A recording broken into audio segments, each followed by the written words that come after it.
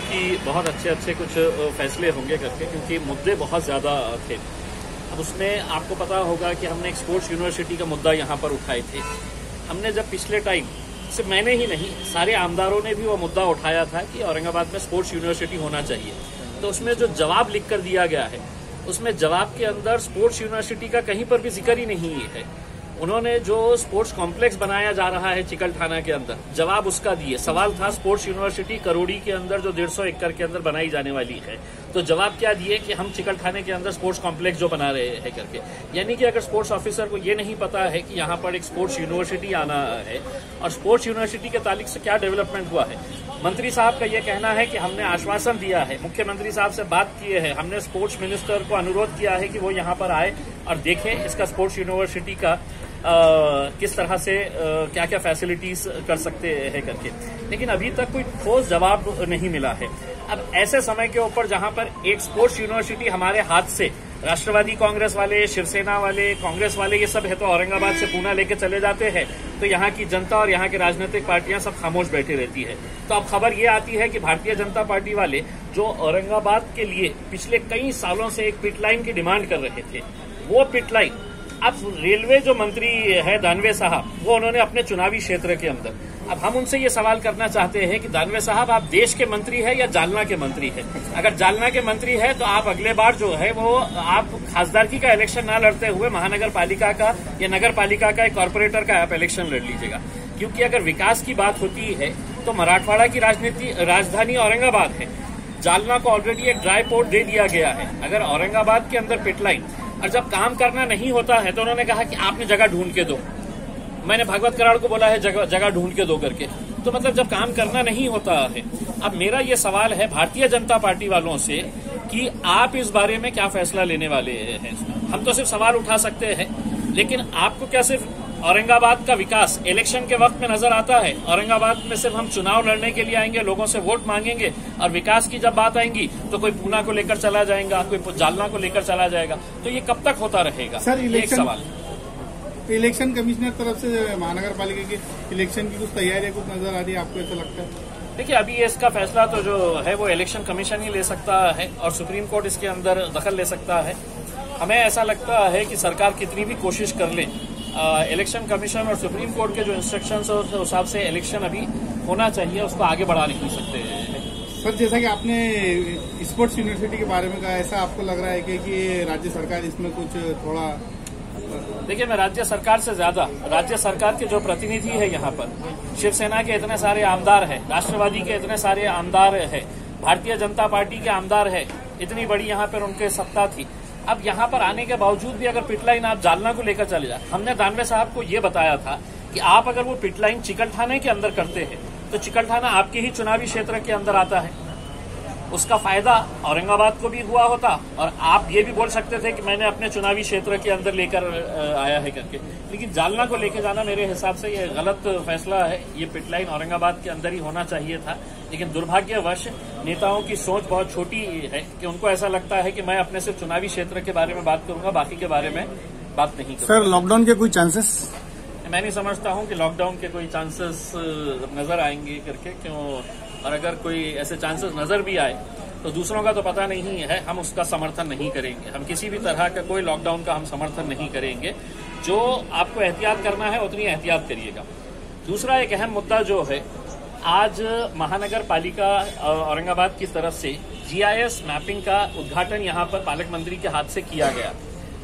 अब वो उद्घाटन करते वक्त ये बताया गया कि औरंगाबाद में करीब 4.5 लाख प्रॉपर्टीज है, यानी कि 4.5 लाख घर है, कमर्शियल एस्टैब्लिशमेंट्स है, लेकिन टैक्स जो है वो महज 1.5 लाख लोग भरते हैं। इसका मतलब ये है कि सिर्फ 34% लोग ही टैक्स भरते हैं, और बाकी के जो 70% के करीब लोग हैं वो टैक्स नहीं भरते हैं। अब GIS मैपिंग के जरिए इसका सर्वे किया जा रहा है। मैंने ये मांग अंदर की है कि साहब, ये कौन 70% लोग हैं और किसकी सरकार थी वहां पर? महानगर पालिका के अंदर कौन लोग बैठे थे? आज जो इनॉग्रेशन आप हरी झंडी दिखाकर कर रहे हैं, पिछले 25-30 सालों से आप ही बैठे थे वहां पे महानगर पालिका के अंदर, यानी कि आपकी जिम्मेदारी थी। हमने ये मांग की है कि जो अधिकारी इसके अंदर दोषी है कि जिसने है तो प्रॉपर्टी तो बनाने की इजाजत दे दी, लेकिन उसके बाद टैक्स ही नहीं चढ़ाया। जो ईमानदारी से 1.5 लाख लोग टैक्स भर रहे थे, उसका खामियाजा जो है उन लोगों को 70% लोगों की वजह से भुगतना पड़ रहा था, क्योंकि वो 70% लोग रोड भी ले रहे थे, लाइट भी ले रहे थे, पानी भी ले रहे थे, ड्रेनेज का फायदा भी ले रहे थे, तो बगैर टैक्स भरे ही ये कर रहे थे। अब हमने महानगर पालिका के कमिश्नर साहब से ये अनुरोध किया है कि इसको टाइम बाउंड किया जाए, और मैं इसके जरिए लोगों से भी ये अनुरोध कर रहा हूं कि अगले कुछ दिनों के अंदर आपके पास फॉर्म्स लेकर आए जाएंगे, हर प्रॉपर्टी वाले के पास। वो फॉर्म है तो आपको 7 दिन के अंदर भर के देना है, कुछ डॉक्यूमेंट्स के साथ, कि आपका घर का कितने रूम्स है, आपके घर में कितने लोग हैं, आपके प्लॉट का साइज कितना है। ये सब देने के बाद 7 दिन के बाद वो टीम आएगी आपके पास से, वो फॉर्म कलेक्ट करके लेकर जाएगी। जिनके ऊपर टैक्स नहीं है, जिनके पास टैक्स रिसीव नहीं है, उनके ऊपर बहुत बड़ी फाइन लग सकती है। इसलिए मैं लोगों से ये अनुरोध करूंगा कि आप इसको संजीदगी से लें। जो टीम्स आ रही है उनको यूनिफॉर्म दिए गए हैं, उनके पास फॉर्म्स है, वो फॉर्म भरिएगा, वो फॉर्म भर के वापस दे दीजिएगा, क्योंकि अगर बाद में अगर ये पता चला कि आप टैक्स नेट के अंदर नहीं है तो आपको पिछले कई सालों का भी टैक्स देना पड़ेगा। तो इसीलिए लोगों ने है तो इसके अंदर कॉपरेट करें, और हर आदमी को टैक्स नेट के अंदर आना पड़ेगा, क्योंकि अगर आप रोड इस्तेमाल कर रहे हैं, आप पानी ले रहे हैं, आप ड्रेनेज ले रहे हैं, तो आपको टैक्स नेट के अंदर आना पड़ेगा। तो इसलिए महानगर पालिका के कमिश्नर को हमने ये बताया है कि इसको टाइम बाउंड प्रोग्राम बनाकर करे करके। दूसरा एक अहम बात यह है कि आपको ये याद होगा कि यही शिवसेना के मंत्रियों ने, मुख्यमंत्रियों ने, इनके आमदारों ने ये घोषणा की थी कि हम दिसंबर तक औरंगाबाद में 20% पानी ज्यादा देंगे, ये जो नई पानी की स्कीम आई है करके। अब ये हालत हो गई है कि ये पानी की जो स्कीम लाई गई है ये बंद होने की कगार के ऊपर है।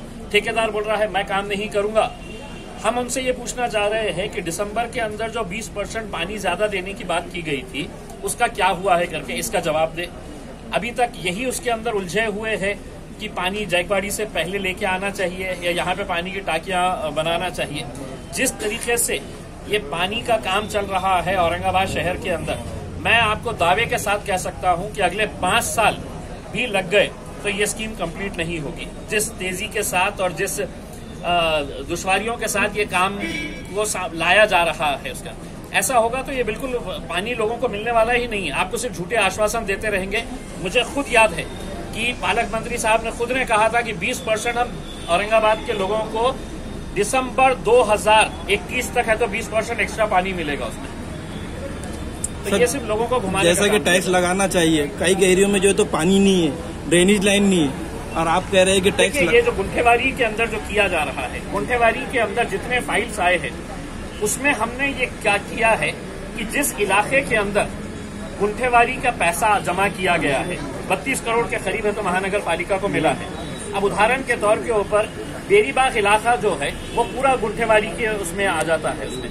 तो जो पैसा वहां से आया है वो पैसा उसी इलाके के अंदर खर्च किया जाएगा, चाहे वो रोड के लिए हो, ड्रेनेज के लिए हो, या पानी के लिए हो, या लाइट के लिए हो। तो लोगों ने अगर ज्यादा से ज्यादा गुंठेवारी का फायदा लिए तो इसका मतलब ये है कि आपकी प्रॉपर्टी तो रेगुलराइज होगी, साथ ही साथ आपके इलाके के अंदर जितने भी डेवलपमेंट के काम हैं वो डेवलपमेंट के काम किए जा सकते हैं आप ही के पैसों के जरिए। आपको लग रहा है कि सर महानगर के कामों में महानगर पालिका को बस हटा डालो, हमको दे दो एक बार, हम देख लेते हैं।